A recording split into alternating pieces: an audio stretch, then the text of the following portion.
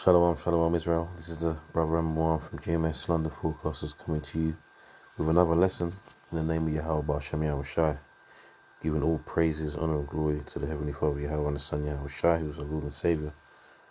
I give double honors, as always, to the apostles and the elders of Great Millstone, who have taught us this truth, man. Alright? And peace, blessings, salutations, and much love. Sincere love to the Archim out there that's doing this work in the name of Yahweh Ba'Shem Yahweh Shai, alright? And also blessings to you Israelites out there that believe on this word, man. You know, they're also destined to make it. So I'm just going to piggyback off of this article. I'm not going to read the whole thing, you know.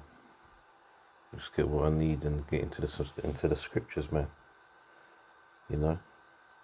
As you can see the title there, it says the campaign to ban smacking is based on the crazy idea that children shouldn't be disciplined by their parents. And this is the society that we're living in now, where the powers that be want to take control over everything, including how you raise your children. And they have been doing that for some time. This isn't anything new, alright? This isn't anything new, you know. They've been changing the laws now where, you know, your parent, a child can divorce their parents, man. What sort of madness is that? Listen, man, your child is yours, man. That's your property, man. Just like a woman belongs to her husband, so does the children, man. All right. And these devils are doing their very best to deconstruct the strength of a family, man. You know, bringing out all these new laws to weaken the power that you have over your children. And that causes what, man? It causes confusion. All right. Now, I will say this. I mean, my seed. You know, I didn't raise my seed needing to give her any kind of you know, physical discipline, man. You know, and thank you, Ba'Shem Shai, for that. But on the flip side of that, I don't have anything against it. All right, as long as, you know, there's a difference between chastisement and abuse. All right, there's a difference. Now, you find in most so-called black households that, you know, and that's spiritual as well, that we, as a people, we dole that out, man. When our children step out of line, man, we get on that. All right. Not like these other nations, especially these heathens, man. These heathens, man, I've been, you know, hung around heathens when I was in my youth, man. Listen to how they talk to their parents, man. If I'd have talked to my parents like that, I'd have got my teeth knocked out of my head, man. And rightfully so. Alright, anyway, enough talking. Let's just read some of this so we can get into the scriptures, man. I just want to make that point. So it says a new study has warned against smacking, but there is no conclusive evidence that it causes long-term damage. And that's right, man. And there's lots of people that can attest to that. You know, I can say that. Never done me any harm, man. All the time, I'm going to say, not most of the time. Any time that I had to take a lick, it's because I was out of order, man.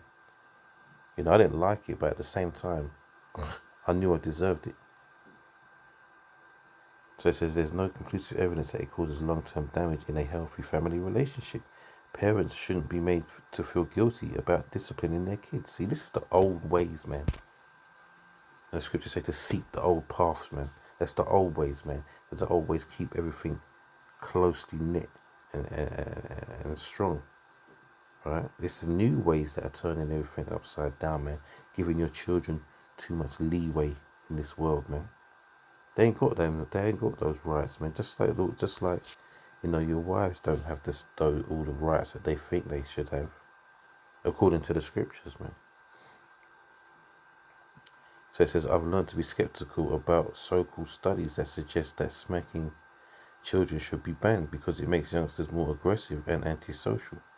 No, that's the abuse side of that does that, man. Like I said, there's a difference between abusing your children and disciplining, chastising your children, man.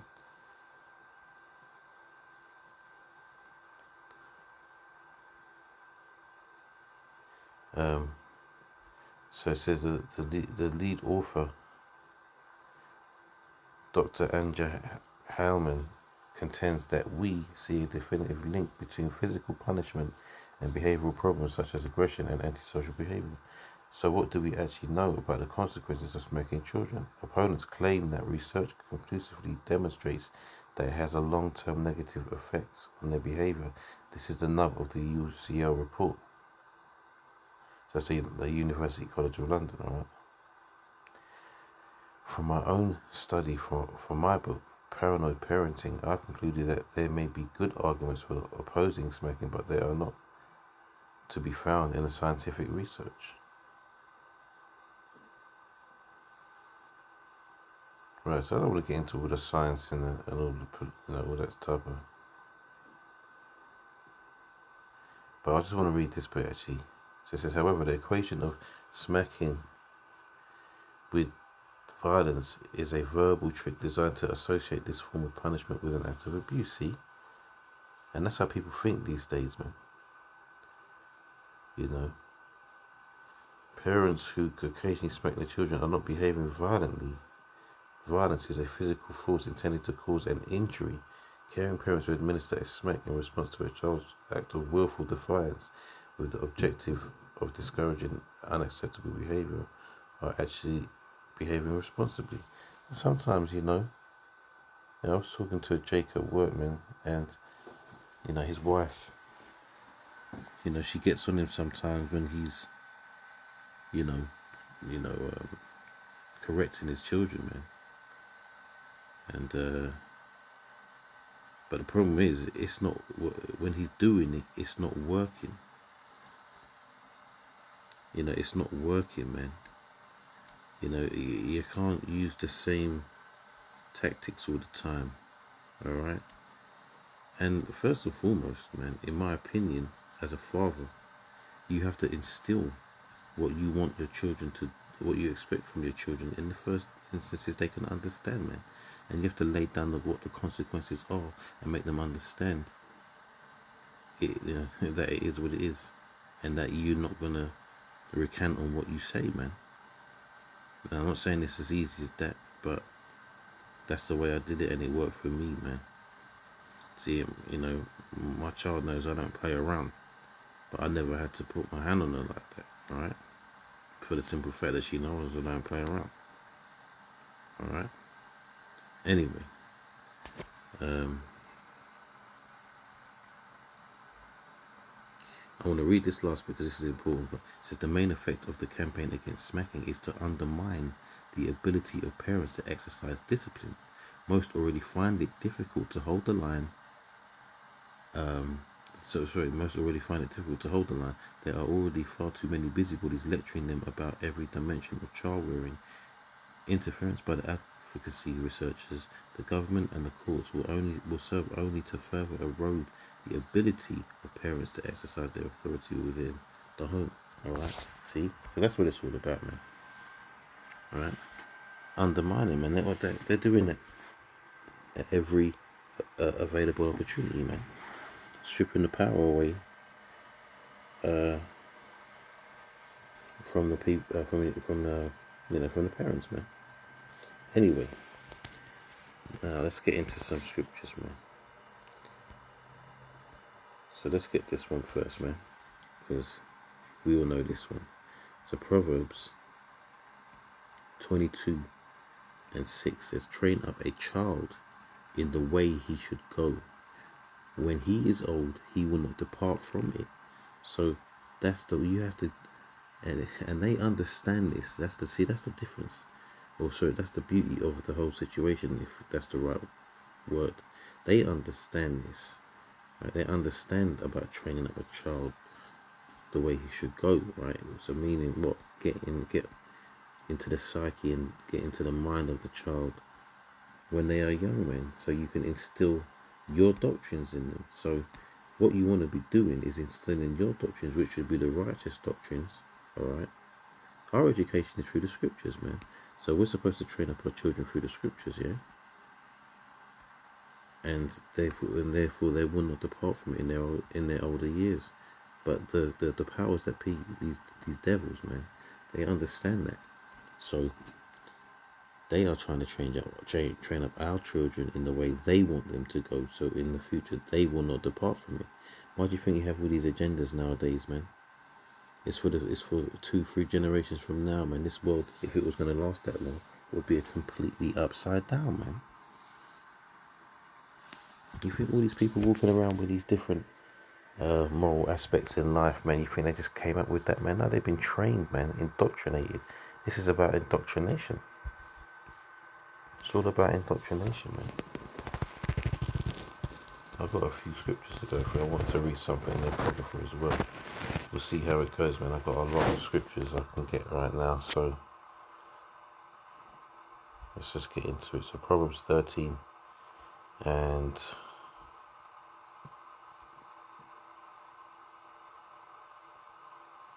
24. It says, he that spareth his rod hateth his son, but he that loveth him chasteneth him betimes. Alright.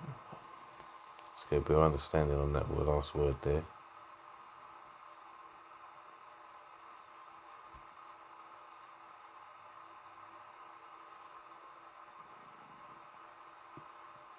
Strong's H, 7836.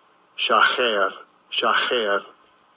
So it means to seek early, or earnestly look, early, or diligently for. Seek early, right? So, he that spareth his rod hateth his son, but he that loveth him chasteneth him, as soon as possible, basically. You don't wait, right? You don't wait, man, until your child has gone too far, man. You nip that in the bud, man. That's what I was trying to say earlier on in this lesson, man. You got to nip that in the bud, man. Alright? When you say you're going to do something, you stand by that, man. Alright? So, let's hop around a bit, man. Man. And this is what people don't get about the scriptures, man. They always talk about the Bible like it's the worst thing on earth. It's about control. Yeah, to a degree. But what sort of control is there? There's control that's wicked, man. And there's control that is righteous, man. This book is full of righteousness, man. Alright? Righteousness and prophecies, man. Alright? Dark sayings and all that good stuff. Yeah, there's nothing in here that's detrimental to the workings of society and of life itself. Right? This is all for edification, man. Alright? So anyone that talks about the scriptures about how it's controlled and the Bible's evil, this, that and the other, man, they don't know anything about it. They don't understand. Hebrews 12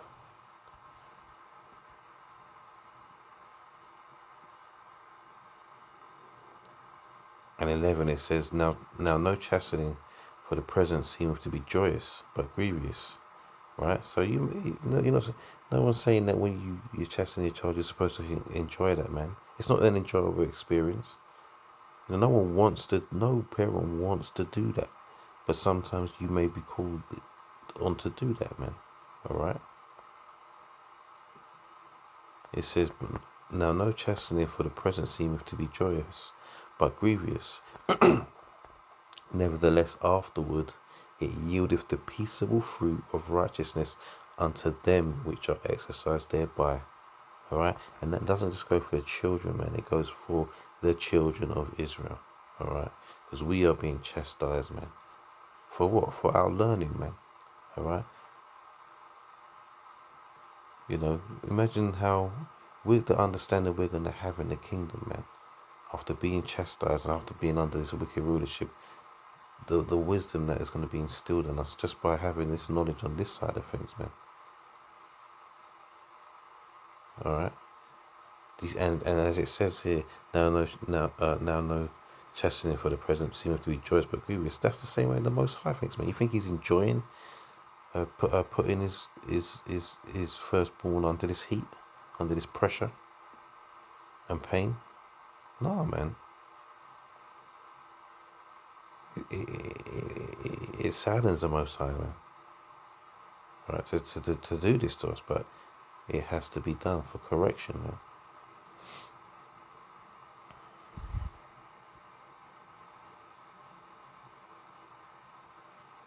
And you know, there's laws, man, and it's hardcore. You know, people don't understand what they're dealing with when they're talking about this book, man. The law doesn't play, man. Check this one. Deuteronomy 21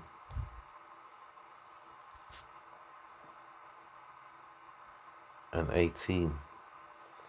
It says, if a man have a stubborn and rebellious son which will not obey the voice of his father or the voice of his mother, and that when they have chastened him will not hearken unto them, right? You're listening now, because see, it's showing you in the scriptures, man, that sometimes even when you are rebuking your children, man, you know, in the worst way you can, and I mean, you know, in the harshest way you can, I should say, some of them are still rebellious and they will not hearken, man. It says, then shall his father and his mother lay hold on him and bring him out unto the elders of his city and unto the gate of his place, and they shall say unto the elders of his city, this our son is stubborn and rebellious, he will not obey our voice, he is a glutton and a drunkard, and all the men of his city shall stone him with stones that he die. So shalt thou put evil away from among you, and all Israel shall hear and fear. See, so examples, man, to be made. What can you do with a child that's rebellious and it will not hearken, man, and is causing shame and distress and everything else, man? All right, and ultimately that law is there so it doesn't go that far, man. These laws aren't for because the Lord wants people to be running around doing all this wickedness. They're there to prevent you, because there's a consequence to your actions, man. All right, to your iniquities, your wickedness, your sinning. There's a consequence. All right, that's why these things are written. You know, if you do this, so don't do it then, man. All right.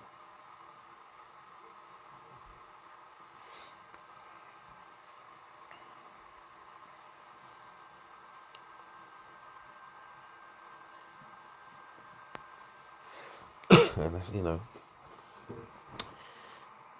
these devils, man. Well, they would love to take away every possible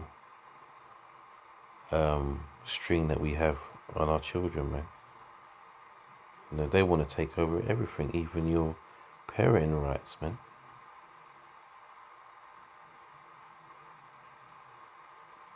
Right, Ephesians 6. It says, children, obey your parents in the Lord, for this is right. So what's that mean? Obey your parents according to the scriptures, man, to the laws, statutes, and commandments, man. Because there's some wicked parents out there, all right? And that's just the truth. And they could what? They could have their children doing wicked things, man. All right? But you're supposed to obey your parents in the Lord. It says, honor thy father and mother. And it's notes that says father and mother. Father first, man.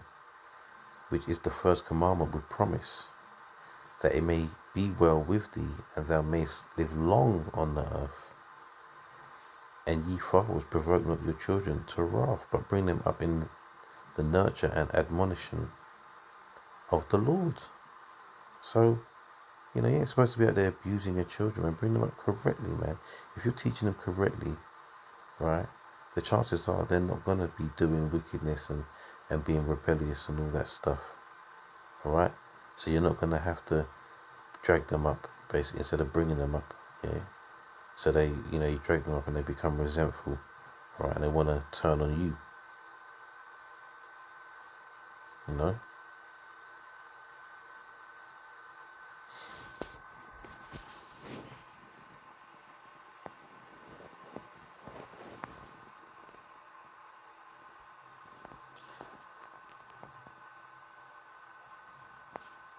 Yeah, You can just tell that there's that difference between the two opposing nations, man. Here you have, you know, both of my parents have passed on to the spirit world, man, and that's been a long time ago. But if they were still alive now, me in my ripe old age that I am, which I'm not gonna say, I would still hold that respect for them, man, and talk to them in that way that you were raised, man. I never said, I used foul language in front of my parents, man. Don't get me wrong, growing up you can be rebellious sometimes, man, and you push the boundaries a little bit. But we always remember, as a people, to respect our parents, man. Most of us, not all of us, man. We know there's some wicked jakes out there. But when you look at these Edomites now, man, they're on another level. They're telling their parents to F off, this, that, and the other, want to fight their parents, shouting at them, all sorts of madness, man. Goes to show the difference between us, man. They don't have any respect for anything, not even their own parents, man. And their parents lack the respect for themselves to even raise their child in a certain way, man. Two different people, man, totally. I remember being around Edomites' houses, chilling, and they're telling their parents to F off, man. If I'd have said that to my mum, I'd have had my teeth on the floor, man.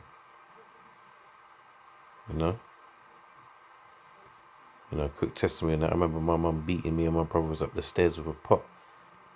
And she caught one of us in the pot, and the handle broke off the pot, you know what I'm saying? And we had to laugh about that one time, because ultimately, I remember that day, man, we was just doing some things just to piss her off, all right?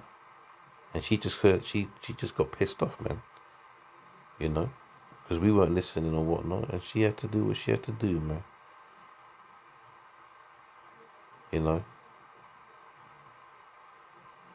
No resentment there, man. Right, we this is something we understand.